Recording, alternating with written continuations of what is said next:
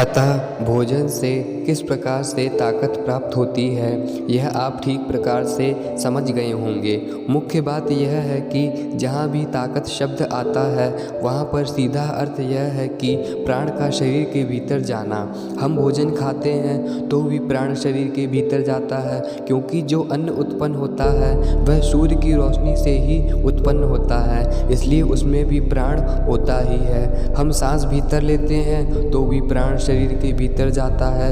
यदि हम व्यायाम करते हैं तो भी शरीर में प्राण की मात्रा बढ़ती है। अतः मूल में शक्ति का आधार प्राण ही है। पहले का समय यह था कि भोजन और व्यायाम दोनों से ही अतुलित शक्ति प्राप्त होती थी, लेकिन जैसे जैसे व्यक्तियों के खान पान में परिवर्तन आने लगा तो उनको भोजन से अधिक ताकत मिलना बंद होती गई, क्योंकि उनको सही प्रकार से भोजन करने की विधि ही नहीं आई और ना ही सांस को ठीक प्रकार से ग्रहण करना आया। तो इस वजह से अब भोजन से पहले जैसी ताकत प्राप्त नहीं होती है, लेकिन हमारे पास दूसरा विकल्प है और वह व्यायाम है। यदि हम व्यायाम ठीक प्रकार से करेंगे तो यह भोजन की कमी और सांस की कमी को दूर कर देगा और हमको अति शक्तिशाली बना देगा।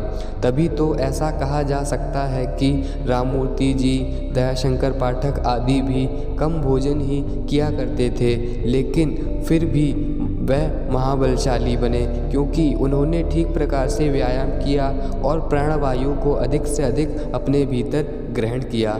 यूजीन सैंडो और राममूर्ति में ताकत का बहुत बड़ा भेद है, लेकिन इन दोनों के विचार भोजन को लेकर एक जैसे ही हैं। दोनों का ही मानना है कि भोजन खाने से अधिक ताकत नहीं बढ़ती है। ताकत तो ठीक प्रकार से व्यायाम करने से प्राप्त होती है। यदि आप चाहोगे तो इस विषय पर विस्तार से वीडियो बनाई जाएगी।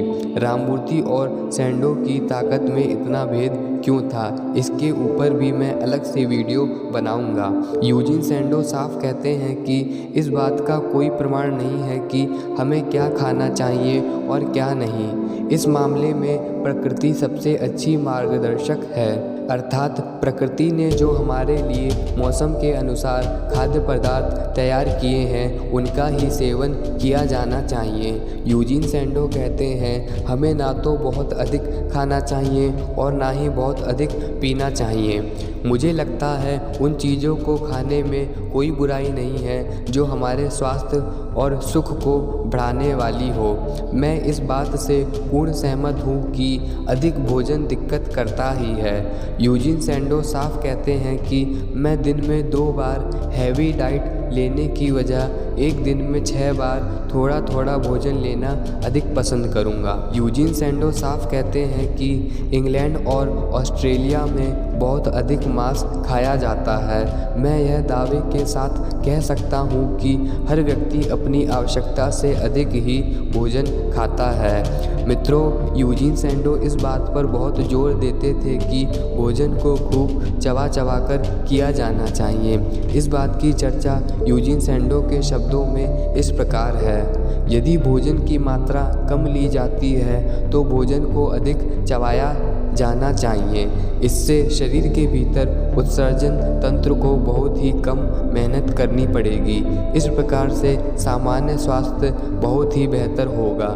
यूजीन सैंडो कहते हैं कि मैं शराब पीता हूँ और मेरा ऐसा करना कई लोगों को असमंजस में डालता है, लेकिन मेरे लिए शराब एक मूल्यवान वस्तु है। यह एक प्रकार से मेरा भोजन है। आगे यूजीन सैंडो इस बात पर विशेष शक्ति देते हैं कि इसका अर्थ यह बिल्कुल नहीं है कि आप सभी लोग मेरी तरह मसल्स निर्माण के लिए शराब का सेवन करने लगें, लेकिन जो भी चीज़ कम मात्रा में और संयमित तरीके से ली जाती है उसका शरीर पर कोई भी नकारात्मक प्रभाव नहीं पड़ता है। यूजीन सैंडो कहते हैं कि अनेक पौष्टिक चीज़ें होती हैं जिनका सेवन किया जा सकता है, लेकिन इसके लिए पेट की पाचन शक्ति भी ठीक होनी चाहिए। यूजीन सैंडो कहते हैं कि मैं ताकत बढ़ाने के लिए विशेष आहार में विश्वास नहीं करता हूँ। प्रशिक्षण के दौरान कठोर आहार लेना कोई अति महत्वपूर्ण नहीं है।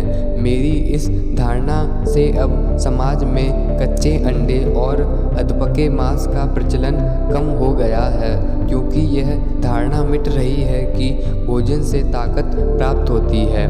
मैं जो कुछ भी खाता हूँ या पीता हूँ वह सब कुछ खुद को नुकसान पहुँचाए बिना खाता हूँ। मैं भोजन को लेकर स्वयं को सीमित नहीं करता हूँ। मैं अधिक नशीले पदार्थ का त्याग करता हूँ और इसके स्थान पर बियर या हल्की वाइन लेना अधिक पसंद करता हूँ। मैं चाय और कॉफ़ी से तो बिल्कुल भी अनुराग नहीं करता हूँ। मैं इन पदार्थों से दूर ही रहता हूँ। मैं भूख को भी उतना ही सहन करता हूँ जितना कि सरलता से किया जा सकता है। तो मित्रों, डाइट को लेकर इस प्रकार के विचार थे प्रोफेसर यूजीन सैंडो के।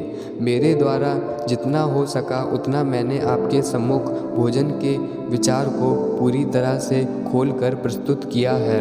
मैं जानता हूँ कि अभी भी बहुत कुछ बताना रह गया है। लगभग 4-5 वीडियो मैंने डाइट पर ही बना डाली हैं, ताकि आप ठीक प्रकार से भोजन का महत्व समझ सको और व्यायाम का महत्व भी समझ सको।